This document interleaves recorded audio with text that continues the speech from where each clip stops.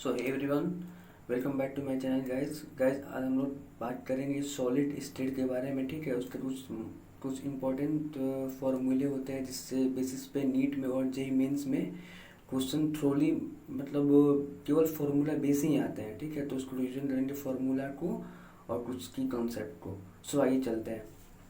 First of all देखेंगे हम name of system.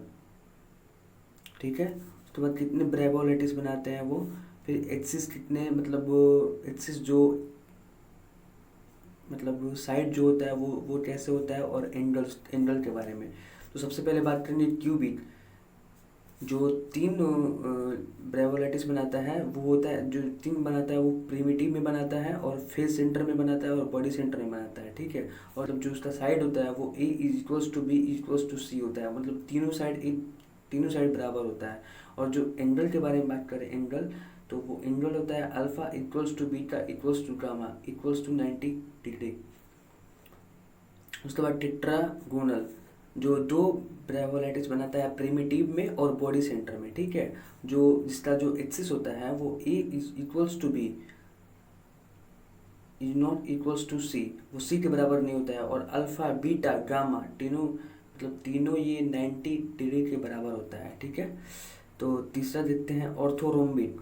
हाँ, तो ऑर्थोरोम्बिक के बारे में बात करें तो ऑर्थोरोम्बिक चार मतलब इसका ब्रेवो लैटिस चार होता है। ठीक है, ये प्रिमिटिव में बनाता है और एब्सिस में बनाता है और बॉडी सेंटर में बनाता है और इंड सेंटर में बनाता है। ठीक है, थोड़ी आप अच्छे से याद करें इस पे बेसिस पे मतलब ये जो बता रहा हूँ ना मैं, ये इसके बेसिस पे मतलब अभी तक में बहुत बार क्वेश्चन आ चुका है जेईई मेंस और नीट में। और ये इसका जो एक्सिस होता है वो A not equals to B not equals to C के बराबर होता है। और ये जो इसका एंगल होता है alpha equals to beta equals to gamma equals to 90 के डिग्री के बराबर होता है। हेक्सागोनल, जो जिसका ब्रेवो लैटिस बस एक होता है और ये बस प्रिमिटिव में ही होता है। और ये A equals to B is not equals to C, इसका जो एक्सिस होता है वो ए इक्वल्स टू बी वो is not equals to C के बराबर होता है। और ये अल्फा बीटा में इसका जो है एंगल वो अल्फा बीटा 90 होता है, लेकिन गामा 120 डिग्री होता है। ये रोम्बोहेड्रल के बारे में बात कर रहे हैं। रोम्बोहेड्रल में बस एक प्रिमिटिव होता है, वो A equals to B equals to C होता है। ठीक है, और ये अल्फा बीटा गामा ये नॉट इक्वल्स टू 90 होता है। और ये मोनोक्लिनिक के बारे में बात करें तो ये दो ब्रेवो लैटिस बनाता है, प्रिमिटिव और इंड सेंटर। प्रिमिटिव में ये इसका जो एक्सिस होता है, एक्सिस मतलब साइड लेंथ, वो A not equals to B not equals to B, ये तीनों में से कोई किसी का बराबर नहीं होता है। और ये अल्फा और ये जो इसका एंगल होता है alpha equals to gamma equals to 90, alpha और गामा 90 के बराबर होता है और बीटा नॉट इक्वल्स टू 90।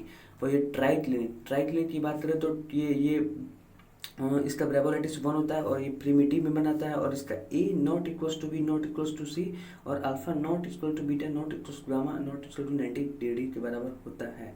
ठीक है, तो इसको याद करने के बारे में बताएंगे याद कैसे करें इसको। तो सबसे पहले इसको ऐसे याद कर, जैसे हम लोग मोबाइल नंबर को याद करते हैं तो 324 1121 324 1121।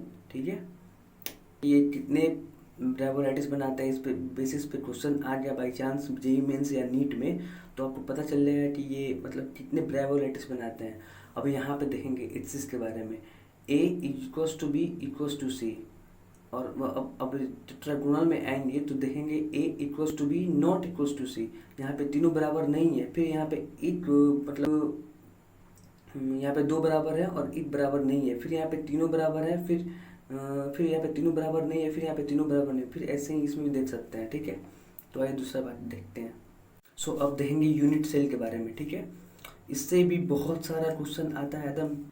यूनिट सेल, ठीक है, relation between a and r, packing fraction, coordination number, effective number of particle.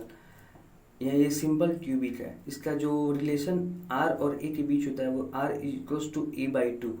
इसका जो पैकिंग फ्रैक्शन होता है ये 52.4% होता है। और इसका जो कोऑर्डिनेशन नंबर होता है वो फर्स्ट कोऑर्डिनेशन नंबर होता है वो 6 होता है, सेकेंड होता है 8, थर्ड होता है 12। और इसका जो इफेक्टिव नंबर ऑफ पार्टिकल होता है वो 8 × 1/8 प्लस इक्वल्स टू 1 होता है। ठीक है, ये 8 किनारा पे होता है और ये 1/8 इसका कंट्रीब्यूशन होता है जो इस कट से मतलब सॉल्व करके इसका आंसर बनाता है। ठीक है, ये बीसीसी में बात करें तो R इक्वल्स टू √3a/4 और इसका जो पैकिंग फ्रैक्शन 68%, इसका जो होता है coordination number first, coordination number 8 होता है, सेकेंड 6, थर्ड 12 और जो इसका इफेक्टिव नंबर ऑफ पार्टिकल होता है जो 8 इंटू 1/8 प्लस 1 जो होता है बॉडी सेंटर पे, ये दोनों मिलकर सॉल्व होकर 2 आंसर आता है। और ये एफसीसी के बारे में बात करें, फेस सेंटर क्यूबिक, वो R equals to √2a/4, √2a/4। ठीक है, और इसका पैकिंग फ्रैक्शन जो होता है 74% और ये कोऑर्डिनेशन नंबर जो होता है इसका वो 12 होता है। 12 फर्स्ट होता है, सेकेंड होता है 6, थर्ड होता है 24 और ये फोर्थ कैसे आता है तो ये बताते हैं हम आपको। 8 इंटू 1/8 प्लस 6 इंटू 1/2, ये 8 मतलब 8 किनारा पे 8 का कंट्रीब्यूशन 1/8 प्लस 6 इंटू 1/8 प्लस 6 ये फेस सेंटर पे होता है और इसका 8 का कंट्रीब्यूशन 1/2 होता है जो सॉल्व करने के बाद 4 आता है। अब यहाँ पे देखते हैं डेंसिटी। डेंसिटी के बारे में बात करें, Z into A/Na into AQ, ग्राम पर सेंटीमीटर क्यूब में इसका आंसर आता है। और ये Z जो होता है, Z ये वाला जो इफेक्टिव नंबर ऑफ पार्टिकल जो यहाँ पे हमने देखा है ये वाला। ठीक है, M molar mass, Na Avogadro number 1023 particle. ठीक है, और ये एज लेंथ होता है।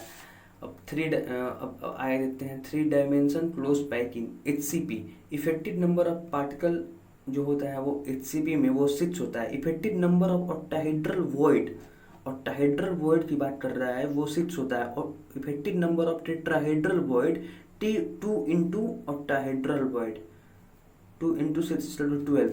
पैकिंग फ्रैक्शन के बारे में बात करें, पैकिंग फ्रैक्शन 74% होता है और कोऑर्डिनेशन नंबर जो इसका होता है वो 12 होता है। और इसके रेडियस और एज लेंथ के बारे में बात करें तो ये होता है R इक्वल्स टू R/2। ठीक है, अब आते हैं CCP में। इफेक्टिव नंबर ऑफ पार्टिकल 4 होता है, effective number of octahedral void भी 4 होता है, effective number of tetrahedral void भी 8 होता है। पैकिंग फ्रैक्शन के बारे में बात करें तो 74% होता है और कोऑर्डिनेशन नंबर 12 होता है। और इसका रेडियस और एज लेंथ के बारे में जो बात करें तो R इक्वल्स टू √2a/4 जो कि FCC में होता है। ये FCC और CCP दोनों सेम होता है। ठीक है, आइए देखते हैं, ये सबसे मोस्ट इम्पॉर्टेंट फॉर्मूला है। ठीक है, आइए देखते हैं।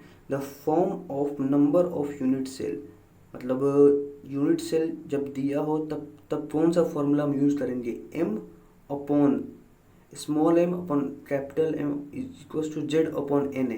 M small mass of unit cell, molecular mass of unit cell. Z effective number of particle. ठीक है, इफेक्टिव नंबर ऑफ पार्टिकल जो Z जो हमने बताया है कि SCC के लिए 1 और BCC के लिए 2 और FCC के लिए 4। ठीक है, वो होता है। और Na एवोगैड्रो नंबर। ठीक है, अब यहाँ पे देखते हैं, पढ़ लेना। Type of ionic crystal. ठीक है, NaCl जो है वो 1:1 के रेशियो में होता है और रोड सल्ट टाइप होता है, इसको सेंट्रोसिमेट्री बोलते हैं। ठीक है, इसका जो ज्योमेट्री होता है वो CCP में होता है। CCP में 2 होता है, एक Na+ में होता है CCP, Na+ होता है एवरी एलिमेंट ऑफ CCP और Cl- at every octahedral void.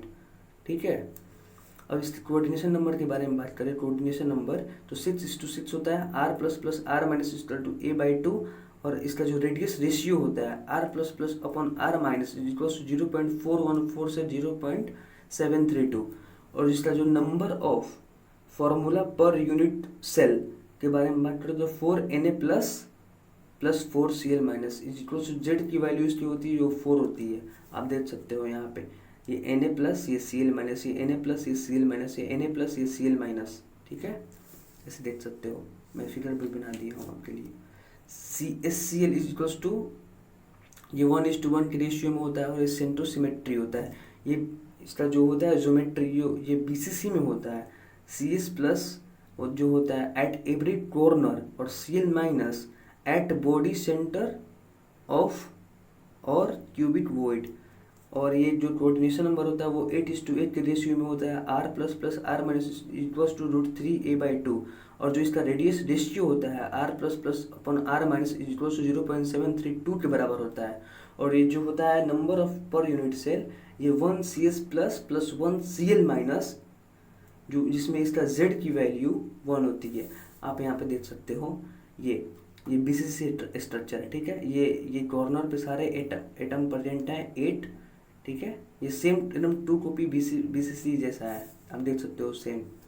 ऐसे यहाँ पे CSCl होता है और यहाँ पे BCC, एक जैसे BCC में एक पार्टिकल होता था वहाँ पे बॉडी सेंटर पे, वैसे ही यहाँ पे Cl माइनस भी बॉडी सेंटर पे होता है। और यहाँ पे ZnS टाइप देख सकते हो, वो ये 1:1 के रेशियो में होता है, जिंक ब्लेड टाइप। और ये CCP में होता है, इसका जो होता है ज्योमेट्रिक लोकेशन, ये CCP में होता है Zn+2। Every element of CCP is 2+ at 50% of tetrahedral void और एट अल्टरनेट टेट्राहेड्रल वॉइड, ठीक है। अब यहाँ पे ये देख सकते हो कोऑर्डिनेशन नंबर के बारे में बात करें तो ये 4:4 के बारे रेशियो में होता है। और ये r plus plus r minus equals to √3a/4।